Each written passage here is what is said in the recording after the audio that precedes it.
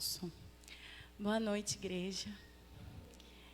Estou aqui, aceitei essa convocação, né? Porque eu digo que não foi um convite, foi uma convocação sem chance de dizer que não. Os irmãos conhecem a irmã Ângela. E aí pode parecer, mas a Daniele está aí na igreja desde criancinha. Eu tenho costume, né? Os irmãos me convidam para dirigir, para cantar. Agora, a responsabilidade de trazer uma reflexão, toda vez que a gente sobe, é uma responsabilidade. Mas eu fui tirada da minha zona de conforto. Eu não tenho costume, então eu aceitei pela misericórdia do Senhor. E aí, quando eu perguntei a ela, o tema, ela falou: mulher, não tenha medo, não temas. Num primeiro momento, eu pensei, poxa vida, a irmã Ângela me convidou, né? Nós temos uma MCM tão ativa, uma MCM que eu fico com o meu coração alegre de poder participar. Nós temos na nossa igreja uma MCM ativa de fé, com mulheres de oração, mulheres que nos ensinam e nos inspiram. E o tema era mulher, não temas. E aí, como a Maíne já bem disse, né? Esse não temas não é o temor do nosso ano de 2020, que é o temor de respeito, de reverência ao Senhor. Esse temor é traduzido como não tenha medo. E eu achei um tema extremamente atual, porque nós estamos num momento que o mundo está com medo. Medo do vírus, medo do que vai ser da sua família, do que vai acontecer, como nós vamos voltar ao normal. Será que nós vamos voltar ao normal? Medo do amanhã. A gente não sabe o que vai acontecer, se vai surgir uma nova onda ou não. E nós estivemos aí tantos meses com o mundo com esse sentimento de medo. E aí, para agora, o nosso tema é mulher, não temas. Mas aí vou usar uma licença aí poética e vou convidar você, nesse momento, a gente vai repetir o tema. Mas no lugar do mulher, você vai dizer o seu nome. Então, se você é homem, você vai dizer o seu nome, você é mulher, você é criança, vai poder participar. E no lugar do não temas, nós vamos dizer não tenha medo. Então, seu nome, não tenha medo. Vamos lá? 1, 2, 3 e já! E aí, medo. Se eu perguntasse para cada um aqui presente o que é o medo, eu acredito que cada um iria me descrever de uma maneira diferente. E se eu perguntasse do que cada um tem medo, aí seriam muitas diferenças. Os medos comuns, né, vamos dizer, de animais. Muitas mulheres têm medo de inseto, barata, não sei. Mas nós podemos falar com medo de coisas maiores. Do que você tem medo? Mas aí, para a gente alinhar o que é o medo, eu fui pesquisar realmente o significado de medo. E também algumas coisas que a psicologia diz sobre o medo. E aí encontrei que medo é receio, ansiedade irracional, ou seja, uma coisa que não tem porquê, uma irracional, ou fundamentada, ou você pode ter medo de alguma coisa por algum motivo. Eu já estive em lugares de altura e me senti desconfortável. Então, o meu medo de altura é fundamentado porque eu já estive em altura e me senti mal. E aí diz que o medo faz parte da nossa natureza humana, que é normal, natural. Nós sentimos medo.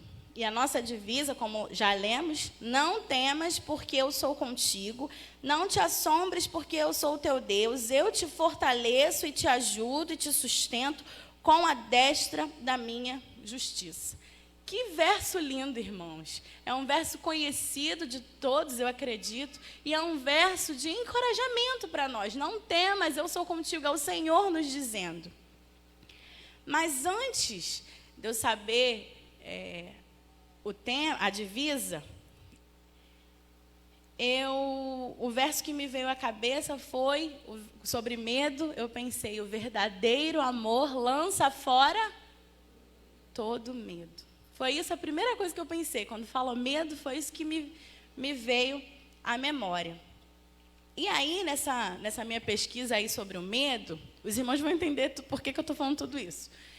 Nessa minha pesquisa sobre o medo, eu li alguns artigos de psicólogos dizendo que, ao longo do nosso desenvolvimento, desde que nós nascemos, nós podemos apresentar em cada etapa da nossa vida um medo. Então, lá dizia que bebês com 5, 6 meses podem ter medo de outra pessoa estranha, uma pessoa que ele não tem convívio diariamente. E ainda na primeira infância, a criança, sem alguma razão, pode apresentar medo do escuro. E aí, pensando nisso, nesse universo de crianças, eu lembrei, e eu acredito que os irmãos também vão lembrar, que há muito tempo, eu não sei se ainda hoje é assim, se você conhece alguém que é isso, que faz isso, era muito comum a gente ouvir pais que educavam seus filhos pelo medo. Então, tinha assim: olha, o homem do saco passa na rua levando criança desobediente. Os irmãos já ouviram isso? Ah, o bicho papão aparece para te pegar. Quem conhece essa expressão? Era comum. As crianças eram educadas pelo medo. Ou até mesmo com a própria figura do pai. A mãe falava, a criança desobedecia. Era comum você escutar: espera seu pai chegar para você ver. A criança já ficava apavorada. Caraca, o que meu pai vai fazer? E era comum, acredito que hoje, né, com toda a informação que a gente tem, não aconteça tanto quanto era antigamente. Mas era comum a gente ver esse relacionamento de pai e filho através do medo. E aí nós voltamos para a nossa divisa: não temas, eu sou contigo. É o nosso pai nos dizendo. Então nós entendemos com isso que o relacionamento do Senhor com a gente não é um relacionamento através do medo. O Senhor não se relaciona com os seus filhos pelo medo. E aí, se você pegar uma criança, né, que tem ali uma criação não pelo medo, uma criança bem pequena, que já entende alguma coisa, e colocar ela num lugar mais alto, e o pai, né, falar para ela assim: ó, vem, pula que eu vou te pegar. A probabilidade dessa criança pular é muita. Por quê? Quem está chamando ela para pular? Vamos lá, igreja. Quem está chamando ela para pular? O pai. E a relação que essa criança tem com o pai é uma relação de confiança e uma relação de amor. E o verdadeiro amor lança fora todo medo. Mas aí, se você pegar uma pessoa estranha do convívio dessa criança e colocar no mesmo lugar mais alto, e essa mesma pessoa chamar: vem, pula, eu vou te pegar. A probabilidade dessa criança pular é bem pequena. Porque ela vai pensar: quem é essa pessoa? Te conheço? Quem me garante que você vai mesmo me segurar? Se ela já tiver ali o entendimento de que uma altura ela pode se machucar, ela vai ficar ali com receio: não vou pular não. Não sei quem é você. Vai gerar uma dúvida. Então, o nosso pai não se relaciona conosco pelo medo. E aí nós sabemos, interessante ressaltar, porque nós sabemos que o Senhor é amor, esse amor que lança fora todo medo. Nós sabemos que Deus tem graça, que Deus tem misericórdia, mas nós sabemos que o Senhor também tem justiça. E ainda assim Ele não se relaciona com a gente através do medo.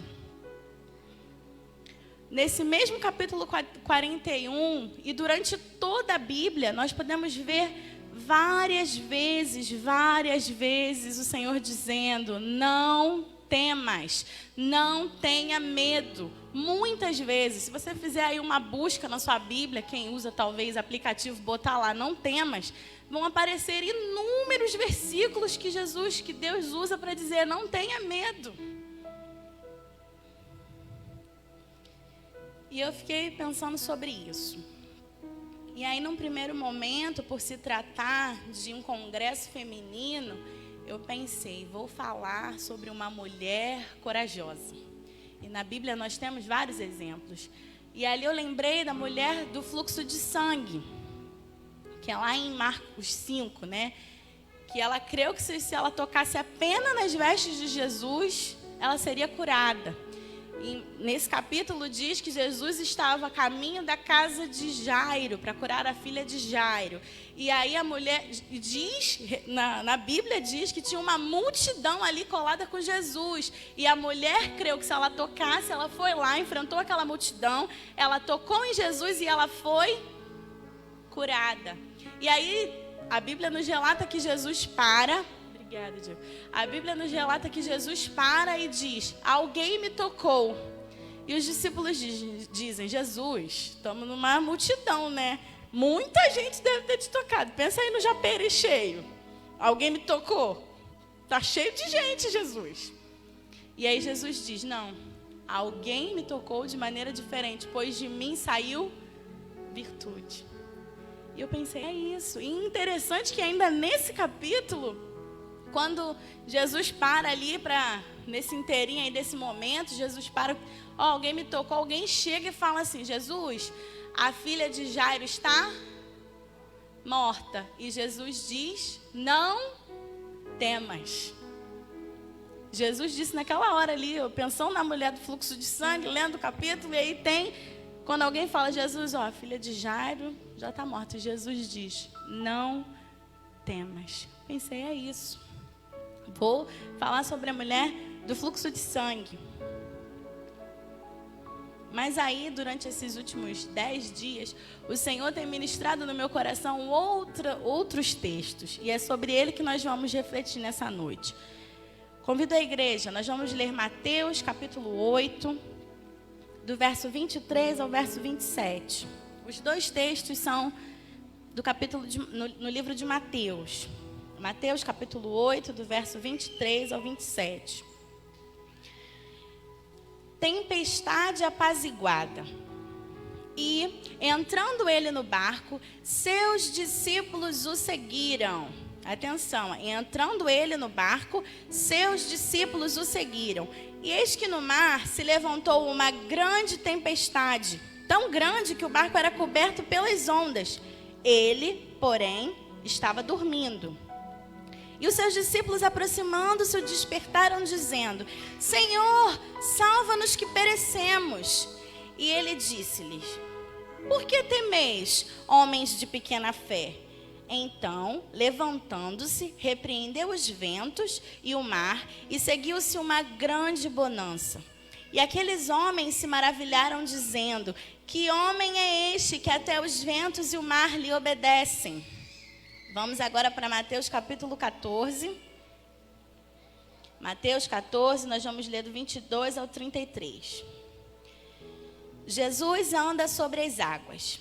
E logo ordenou Jesus que seus discípulos entrassem no barco e que fossem adiante para o outro lado, enquanto despedia a multidão. O início do verso é: e logo ordenou Jesus que os seus discípulos entrassem no barco e fossem adiante para o outro lado, enquanto despedia a multidão. E despedida a multidão, subiu ao monte para orar à parte. E chegada já a tarde, estava ali só. E o barco estava já no meio do mar, açoitado pelas ondas, porque o vento era contrário. Mas à quarta vigília da noite, dirigiu-se Jesus para eles, andando por cima do mar. E os discípulos, vendo andando sobre o mar, se assustaram, dizendo: é um fantasma, e gritaram com medo. Jesus, porém, lhes falou logo, dizendo: tende bom ânimo, ou em outras versões, tenham coragem, sou eu, não tenham medo. E respondeu-lhe Pedro e disse: Senhor, se és tu, manda-me ir ter contigo sobre as águas. E ele disse: vem. E Pedro, descendo do barco, andou sobre as águas para ir ter com Jesus. Mas, sentindo o vento forte, teve medo. E começando a ir para o fundo, clamou, dizendo: Senhor, salva-me. E logo Jesus, estendendo a mão, segurou e disse: homem de pequena fé, por que duvidaste? E quando subiram para o barco, acalmou o vento. O 33, o último. Então, se aproximaram os que estavam no barco e adoraram, dizendo: és verdadeiramente o Filho de Deus. E o Senhor falou comigo durante muitos dias sobre esses versos. E aí, esses dois textos, eu separei 5 coisas que eles têm em comum. Nós lemos Jesus acalmando a tempestade e Jesus andando sobre o mar. Eles têm discípulos, os 2 textos têm um barco, os 2 textos têm tempestade, os 2 textos têm Jesus e tem Jesus falando sobre fé. Então, no capítulo 8, que é Jesus acalmando a tempestade, eles estavam, eu repeti o verso porque diz que Jesus estava com os seus discípulos. E aí, eu lembrei que a mulher do fluxo de sangue, ela não era seguidora de Jesus. A mulher do fluxo de sangue, eu acredito, a Bíblia diz que ela já estava há 12 anos sofrendo daquele mal e que nenhum médico conseguia resolver. Então eu acredito que ela ficou sabendo desse Jesus que operava milagres, ela teve fé, ela acreditou e ela foi atrás desse Jesus. Mas nesses versos nós estamos falando dos discípulos. Os discípulos andavam com Jesus, aprendiam com Jesus, eles tinham visto milagres de Jesus. No livro de Mateus, nós lemos outros textos que falam sobre curas, sobre Jesus ensinando. Então, nesse capítulo 8, Jesus andava com os seus discípulos. E Jesus estava no barco. Nós lemos. Jesus estava no barco. Vamos lá, igreja. Jesus estava no barco dormindo.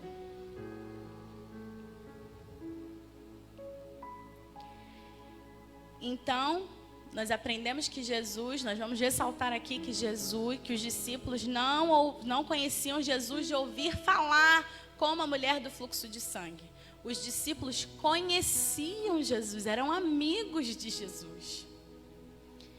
E aí, a gente lê esse verso e a gente pensa, poxa, eles eram discípulos de Jesus e eles se deixaram dominar pelo medo. E aí a gente lê que os versos têm exclamação. No 25, diz, seus discípulos se aproximaram despertando, dizendo, tem exclamação, Senhor, salva-nos. Nos outros evangelhos que relatam isso, os outros livros do evangelho, diz que estava entrando água no barco, né? Então, irmãos, vamos lá visualizar. A gente fazer esse exercício de visualizar o barco. A gente lá no barco com Jesus, com os discípulos, Jesus lá dormindo, a água entrando. Os irmãos acham que os discípulos acordaram Jesus assim, Jesus, acordei Jesus, Jesus, estamos com um problema. Eu acredito que foi gritando, na base do grito, meu Jesus, estamos morrendo aqui, não te importas? E a gente pensa, caramba, como eles tiveram coragem de falar com Jesus desse jeito. A gente, de fora da situação, talvez a gente pense assim. Como eles tiveram essa coragem de gritar com Jesus dessa maneira? E aí eu quero nesse momento que você pense. Nós, grande maioria, eu acredito que está aqui nessa noite, andamos com Jesus, aprendemos com Jesus, como os discípulos, estamos com Jesus no barco. E quando a tempestade vem, parece que a água está entrando, a gente faz igualzinho os discípulos, irmãos. A gente grita, Jesus! Jesus, você não está vendo o desemprego chegando na minha casa? Jesus, você não está vendo essa doença entrando na minha casa? Jesus, você não está vendo a minha família? E aí, Jesus diz para a gente, por que duvidaste? Quantas vezes nós, discípulos de Jesus, que aceitamos Jesus, colocamos Jesus no barco, que é a nossa vida, nos deixamos dominar pelo medo da tempestade. E aí, a sua tempestade, você e o Senhor conhecem. Eu não sei. Eu sei a minha tempestade que está passando no meu barco. E aí reflita nessa noite, qual é a tempestade que parece que está entrando água aí no seu barco, que está te dando medo e te fazendo gritar com Jesus, como os discípulos. E no texto que nós lemos de Mateus 14, né, é Jesus andando sobre as águas. E começamos lendo que Jesus ordenou que os discípulos fossem. E até chegar ao versículo 14 aconteceu muita coisa. A gente pulou assim, né? Do 8 para o 14. Do 8 para o 14 aconteceu muita coisa. Jesus continuou curando, Jesus continuou ensinando. No capítulo 10, Jesus dá a missão aos discípulos, que é um capítulo poderoso. E aí, no mesmo 14, eles estão ali, os versos antes, se os irmãos forem acompanhar na sua Bíblia, a gente sai da primeira multiplicação de pães e peixes. E aí Jesus diz, ordena, vai com o barco, que eu vou despedir a multidão. E Jesus despediu a multidão, e Jesus foi orar. E depois Jesus viu que o barco estava no meio do mar, açoitado pela tempestade. Então eu imagino que era uma super tempestade. E esses mesmos discípulos que estavam no barco, quando Jesus se aproximou, o que eles gritaram? Que era um fantasma. Quem mandou o barco ir, irmãos? Jesus. E na primeira hora que alguém aparece, quem é que eles pensam que é? Um fantasma. E a Bíblia diz que eles gritaram de medo. E aí, Pedro teve a ousadia de falar, se és tu, Senhor, me leva contigo sobre as águas. E aí a gente volta lá para o início, para o pai que coloca o filho no lugar mais alto e diz, vem, pula. E Jesus disse, vem. E Pedro foi e andou sobre. E eu quero frisar com os irmãos que já estava acontecendo uma tempestade. A Bíblia não diz que Jesus acalmou a tempestade para depois chamar Pedro. A Bíblia não diz isso. A Bíblia diz que estava tendo uma tempestade, que Jesus estava andando sobre o mar, que ele chega perto do barco, os discípulos ficam com medo e que Jesus pede, Senhor, se és tu, deixa eu ir ter contigo sobre as águas. E Jesus diz, vem, e Pedro vai. Pedro estava percebendo a tempestade na hora que Jesus chama? Não. E ele anda sobre as águas. Mas aí o verso 30 diz assim, mas sentindo o vento forte, teve medo e começou a ir para o fundo. Então, Jesus chamou Pedro. Pedro foi. Nessa mesma tempestade que já estava acontecendo. Mas ele percebeu o vento forte. Então, ele tirou a atenção de Jesus e voltou a atenção para o vento. E o vento é a sua tempestade. Essa mesma que está tirando sua atenção de Jesus, como fez com Pedro. Como estava com Pedro ali naquela hora. E aí Pedro começou a afundar. Interessante a figura de Pedro, eu pensei, porque Pedro não era discípulo de Jesus, era discípulo que andava com Jesus, aprendia com Jesus, via os milagres que Jesus havia operado. E no mesmo livro de Mateus, Jesus cura a sogra de Pedro. Olha que interessante. Se eu pedir para cada um dos irmãos falar alguma coisa que parecia impossível, um milagre que viveu do Senhor, nós vamos ter vários para contar. Pedro viu, irmãos, dentro da casa dele. Jesus efetuou a cura lá. Mas na hora lá da tempestade, ele percebeu o vento e começou a afundar. Talvez a gente esteja na mesma situação que Pedro. Discípulos de Jesus, membros de igreja, seguidores do Senhor, aprendemos do Senhor, ouvimos do Senhor, vivemos milagre nas nossas casas, vindos do Senhor. Mas, percebendo a tempestade, o vento forte, nós tiramos a nossa atenção de Jesus, que estava nos fazendo andar como Pedro, e começamos a afundar. E aí quando Pedro percebe que ele está afundando, ele clama, Jesus, salva-me. E Jesus diz, por que duvidaste? E nessa noite, que você leve isso para a sua vida. A sua vida é esse barco. Como eu falei, os 5, né? Os discípulos somos nós. O barco é a nossa vida. A tempestade são os problemas.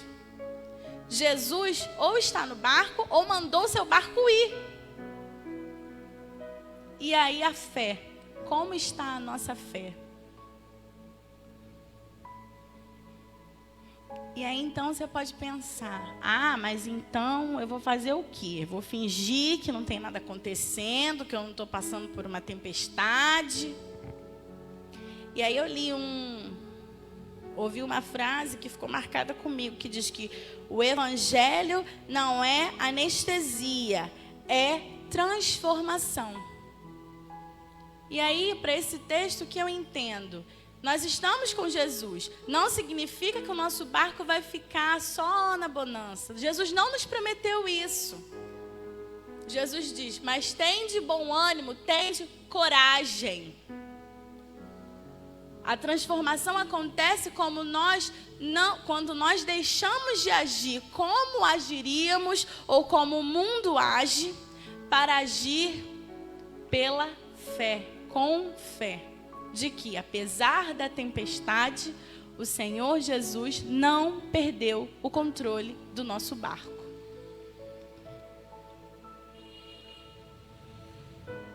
Porque o nosso Pai, nosso relacionamento, o relacionamento do Senhor conosco, não é um relacionamento pelo medo. Ele nos diz, não tenha medo, eu sou contigo, não tenha medo, não te mandei eu?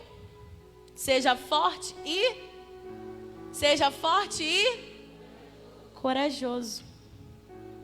No capítulo 14, Jesus não estava no barco, mas Jesus havia mandado, ordenado, a palavra da Bíblia é ordenou que eles fossem. E aí, o que eu quero trazer para a reflexão dos irmãos nessa noite é: o mesmo Jesus que pode estar no barco, como no capítulo 8, ou pode ter mandado o barco, como no capítulo 14, ele é o mesmo quem está no comando, independente da tempestade. E se você entrou aqui hoje com algum medo, tirando a sua atenção de Jesus, algum vento forte, algum vento contrário, e aí eu penso que nós mulheres estamos vivendo um momento de vento contrário. O mundo diz tantas coisas sobre nós. E às vezes a gente pode esquecer nós somos o que a Bíblia diz que nós somos. Nós somos criadas para fazer o que a Bíblia diz sobre nós, igreja. A gente vive um momento aí tão complicado com relação ao mundo feminino, as mulheres. A gente ouve o que as nossas crianças, as nossas meninas estão aprendendo. Nós não somos o que o mundo diz, nós somos o que a Bíblia, o que o Senhor diz sobre nós. E aí, se você entrou aqui hoje com algum medo, tirando a sua atenção de Jesus, e aí você percebe, você sente que você está como Pedro, afundando ali naquela hora, esse é o momento de você gritar: Jesus, salva-me.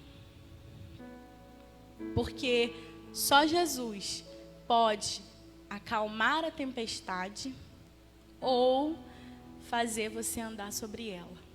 Amém? E aí, 2 Timóteo 1,7 diz: pois Deus não nos deu espírito de medo. Deus não nos deu espírito de medo, mas de poder, de amor e de equilíbrio. Ali, vamos ler todos na versão da igreja, do Data Show? Porque Deus não nos deu espírito de temor, mas de fortaleza, de amor e de moderação. Na minha versão diz de amor e de equilíbrio. Equilíbrio. Que momento desequilibrado. Tudo anda desequilibrado. E nós somos o que a Bíblia diz que nós somos. E a Bíblia diz que Deus não nos deu, a palavra do Senhor nos diz que Ele não nos deu espírito de medo, mas de poder, de coragem, de fortaleza, de amor e de equilíbrio. Que o Senhor Jesus complete no coração da igreja aquilo que talvez em palavras eu não tenha conseguido expressar. Eu vou convidar a Brenda nesse momento para finalizar com um louvor. E que você faça desse louvor a sua oração a Jesus nessa hora. Eu agradeço a organização da MCM pela confiança, pelo apoio, pelo ensinamento que eu aprendo diariamente com as irmãs. Agradeço de todo o meu coração. E logo após o louvor da Brenda, a palavra está com a irmã Glória. Obrigada, igreja. Que o Senhor Jesus complete essa mensagem nos seus corações.